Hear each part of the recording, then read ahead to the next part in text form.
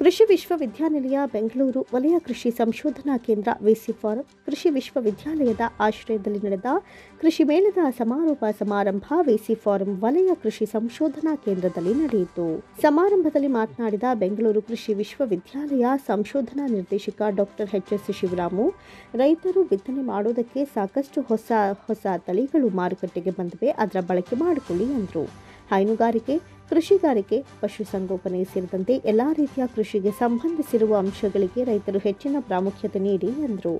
ಮಂಡ್ಯ ಮತ್ತು ಭದ್ರಾವತಿ ಭಾಗದಲ್ಲಿ ಮೊದಲು ಬೆಲ್ಲ ತಯಾರಿಕೆಯಲ್ಲಿ ರಾಸಾಯನಿಕ ಉಪಯೋಗಿಸ್ತಾ ಇದ್ರು, ಅದು ಆರೋಗ್ಯಕ್ಕೆ ಮಾರಕ ಅಂತ ಬಹುಗೊಬ್ಬರಿಗೆ ಮಾದರಿಯಲ್ಲಿ ರಾಸಾಯನಿಕ ಮುಕ್ತ ಬೆಲ್ಲವನ್ನು ತಯಾರಿಸಿ ಮಾರಾಟ ಮಾಡ್ತಿದ್ದೇವೆ. ಇದರ ಬಗ್ಗೆ ಜನರಲ್ಲಿ ಜಾಗೃತಿ ಮೂಡಿಸುವ ಕೆಲಸ ಕಾರ್ಯಗಳು ನಡೀತಾ ಇವೆ ಎಂದರು.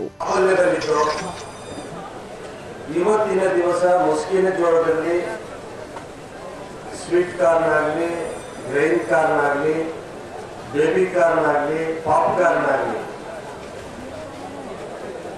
ನಾವು ವಲಯ ಕೃಷಿ ಸಂಶೋಧನಾ ಕೇಂದ್ರದಿಂದ ಮುಂಚೂಣಿಯಲ್ಲಿದ್ದೀವಿ. ಮುಂದಿನ ವರ್ಷಗಳಲ್ಲಿ ರೈತರಿಗೆ ಸಾಕಾಗುವಷ್ಟು ಯುಗಾದಿಯಿಂದಲೇ ಬಿತ್ತನೆ ಬೀಜವನ್ನು ಕೊಡೋದಕ್ಕೆ ವ್ಯವಸ್ಥೆಯನ್ನು ಮಾಡ್ಕೊಳ್ಳೋದಕ್ಕೆ ಪ್ರಯತ್ನ ಮಾಡ್ತಾ ಇದ್ದೀವಿ. ಯಾಕೆ ಅಂತಂದರೆ ಮುಸ್ಕಿನ ಜೋಳ ಪೂರ್ವ ಮುಂಗಾರಲ್ಲೇ ಬಿತ್ತನೆ ಮಾಡೋಕ್ಕೆ ಶುರು ಮಾಡ್ತಾರೆ ಈ ಭಾಗದ ರೈತರು. ರಾಗಿನೂ ಅಷ್ಟೇ,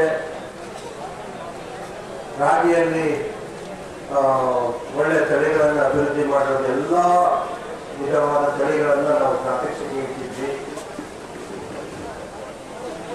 ಸಿರಿಧಾನ್ಯಗಳನ್ನು ಸಹ ಒಳ್ಳೆ ಪ್ರಾತ್ಯಕ್ಷಿಕೆಗಳು ಇದ್ದವು. ಕಬ್ಬಿನಲ್ಲಿ ಬಹಳ ಮುಖ್ಯವಾಗಿ ಕಬ್ಬಿನಲ್ಲಿ ಈ ಕಡೆ ಮುಂದೆ ಹೋಯಿತು ಅಂತಂದರೆ ಒಳ್ಳೊಳ್ಳೆ ತಳಿಗಳು, ಅದರಲ್ಲೂ ಸಹ ಬೆಲ್ಲ ತಯಾರಿಕಾ ಖಾತೆ ಇದೆ.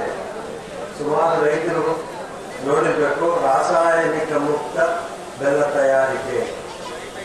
ಒಂದು ಕಾಲದಲ್ಲಿ ಯಥೇಚ್ಛವಾಗಿ ಭದ್ರಾವತಿ ವಲಯ ಆಗಲಿ, ಮಂಡ್ಯ ನಾಡೊಲೆ ಆಗಲಿ, ಅಥವಾ UP ವಲಯ ಇನ್ನೊಂದಿಬ್ಬರು ಉಪಯೋಗಿಸ್ತಾ ಇದ್ರು.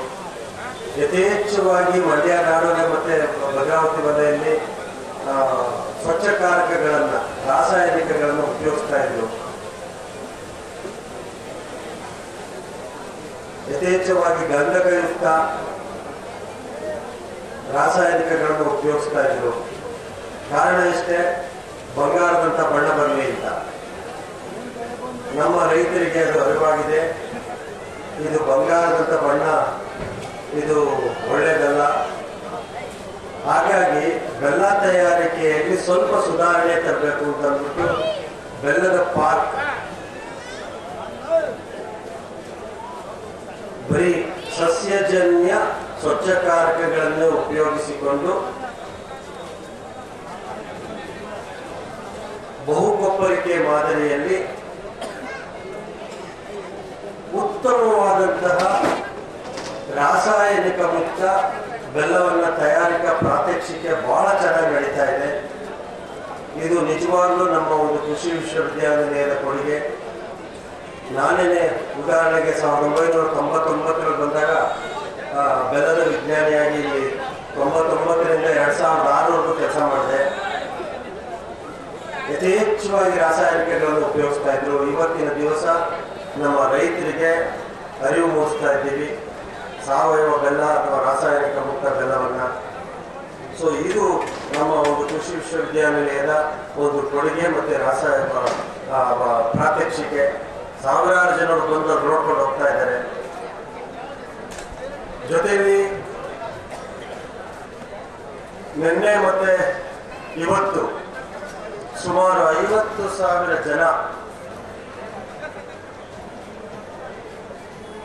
ನಮ್ಮ ಕೃಷಿ ಮೇಳದ ಪ್ರಾತ್ಯಕ್ಷಿಕೆಗಳನ್ನು ವೀಕ್ಷಿಸಿದ್ದಾರೆ. ಯಂತ್ರೋಪಕರಣಗಳಾಗಿರ್ಬೋದು, ಹೈನುಗಾರಿಕೆ ಆಗಿರ್ಬೋದು, ಇವೆಲ್ಲವನ್ನೂ ಸಹ, ಮತ್ತು ನೀರು ನಿರ್ವಹಣೆಯಲ್ಲಿ ಸುಮಾರು ತಾಂತ್ರಿಕಗಳನ್ನು ಹೊರತಂದಿದ್ದೀವಿ. ಕನಿಷ್ಠ ಅಂದ್ರೂ 50% ಅರ್ಧಕ್ಕರ್ಧ ಕಡಿಮೆ ನೀರಿನಲ್ಲಿ ಅಷ್ಟೇ ಇಳುವರಿ ಬರುವಂತಹ ಒಂದು ಬೇಸಾಯ ಪದ್ಧತಿಯನ್ನು ನಾವು ಹೊರತಂದಿದ್ದೀವಿ. ಇವೆಲ್ಲವನ್ನೂ ಸಹ ನಮ್ಮ ರೈತರು ವೀಕ್ಷಿಸಿದ್ದಾರೆ. ಇದೇ ಸಂದರ್ಭದಲ್ಲಿ ವೇದಿಕೆಯ ಮೇಲೆ ಕೃಷಿ ಮೇಳದಲ್ಲಿ ಆಯೋಜನೆ ಮಾಡಿದ್ದ ಕೃಷಿಗೆ ಸಂಬಂಧಿಸಿದ ಪ್ರದರ್ಶನಗಳಿಗೆ ಪ್ರಶಸ್ತಿ ಪತ್ರ ಹಾಗೂ ನೆನಪಿನ ಕಾಣಿಕೆ ನೀಡಿ ಗೌರವಿಸಲಾಯಿತು. ಕಾರ್ಯಕ್ರಮದ ಸಮಾರೋಪ ಸಮಾರಂಭದಲ್ಲಿ ಕೃಷಿ ವಿಶ್ವವಿದ್ಯಾನಿಲಯದ ವಿಸ್ತರಣಾ ನಿರ್ದೇಶಕರಾದ doctor Y N Shivalingaiah, Mandya VC farm ಕೃಷಿ ವಿಶ್ವವಿದ್ಯಾನಿಲಯದ ಡೀನ್, ಕೃಷಿ ಹಾಗೂ ಆವರಣದ ಮುಖ್ಯಸ್ಥರು doctor P S Fathima, Mandya VC farm ವಲಯ ಕೃಷಿ ಸಂಶೋಧನಾ ಕೇಂದ್ರದ ಸಹ ಸಂಶೋಧನಾ ನಿರ್ದೇಶಕ doctor N Shivakumar, Mandya VC ಫಾರ್ಮ್ನ ಕೃಷಿ ವಿಜ್ಞಾನ ಕೇಂದ್ರದ ಹಿರಿಯ ವಿಜ್ಞಾನಿ ಮತ್ತು ಮುಖ್ಯಸ್ಥರಾದ ಡಾಕ್ಟರ್ ಕಮಲಾಬಾಯಿ ಕೂಡಗಿ ಸೇರಿದಂತೆ ಇನ್ನಿತರರು ಉಪಸ್ಥಿತರಿದ್ದರು.